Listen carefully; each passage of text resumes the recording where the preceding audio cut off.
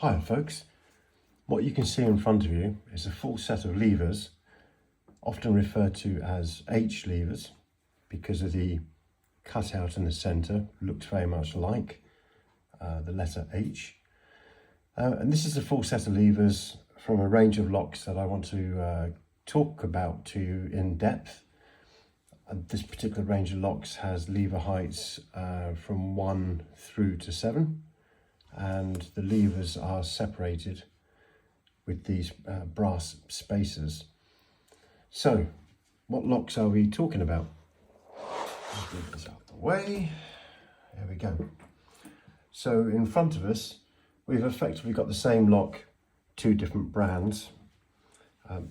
The lock on the right-hand side, this is a sash mortice lock. This is manufactured by Legge, that's Legge.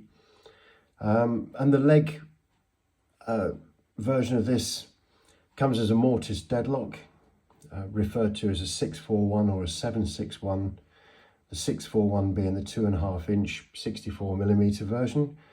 The 761 being the 3 inch 77mm version. And then you have the sash lock version. 642 and 762. 642 is the 2.5 inch 64mm, which is the one you can see here, and the 762 is the 3 inch 77mm version.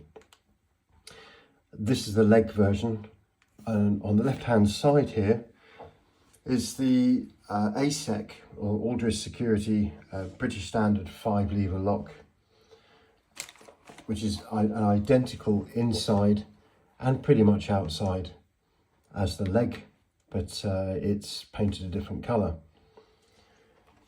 So these are the two locks that I'm going to be talking about, and the lever set that you saw just now was basically are the levers from within these locks. Externally, if you're identifying these locks in a door through a keyhole, the dead giveaways, apart from the colour, the grey or the goldy colour, the dead giveaways for me, the curtain itself has a chamfer. So if we zoom in on this one here on the left,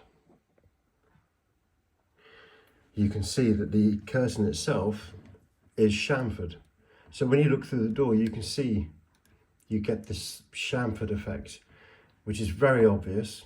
And it doesn't matter whether the colour's worn off or the lock is rusty, this curtain gives you a very good idea. This chamfered look to the curtain gives you a very good idea of what you're looking at. Also, the hard plate, the drill resistant plate on the outside, as you can see, finishes flush with the bottom of the keyway. That's the same on both the locks. So you can identify through the keyhole by one of quite a few different ways. You can see the hard plate, you can see the colour, you can see the chamfered curtain, and that's all very much a good start to working out what you're dealing with. So what I'm going to talk about with these locks, we're going to have an in-depth look inside of the lock. So we're going to see the bolts, the bolt stump, the curtain or the bolt thrower, and how that interacts with the lever pack. Then we're going to study in detail the levers. So we're going to be talking about the anti-pick measures on the levers.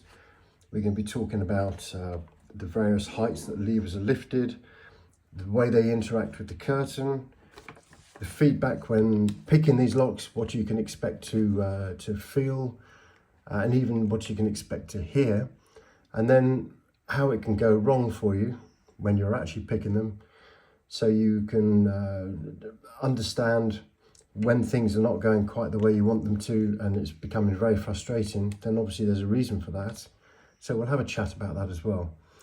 And then finally I'm going to be picking a few locks. The first one I'm going to be using a scope on the internals. The internals will be a view of the curtain only, because when you look at the lock inside, you can see that because it's an enclosed lever, an H-shaped lever, and you have a brass spacer in between. We can't actually get a scope in to see how this lever is interacting with the bolt stump.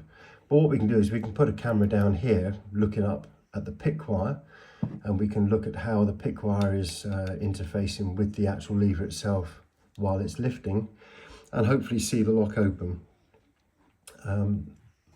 What we'll also be able to do is probably put a hole in the side of the lock somewhere around this bolt stump, and that will then allow us to actually see some of the levers, if not all the levers, line up, and also see the bolts withdraw.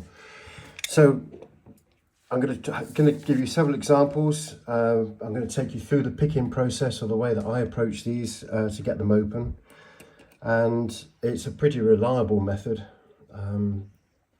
I can open these typically fairly quickly, almost as quick as using the kits, the decoder kits that come out. And there's nothing special about the method I use. It's just practice and understanding the feedback that the locks give you. And then finally, we're going to do some blind picking. So I've got quite a lot of lever sets. And what I'm going to do is get my partner to build me some locks out of these lever sets, so there won't be any keys. What there will be is these inside the lock. She knows how to build locks. I'm really lucky in that regard. So she's going to be building me some locks. They'll be following the ABA pattern, and once she's built them, she'll be giving them to me, and then I'll be picking them blind. So I won't have a clue. There'll be no key to visualize. It'll just literally be me and a lock, and explaining to you how and what I'm doing, and getting the open for you. Okay, right, on to the next section.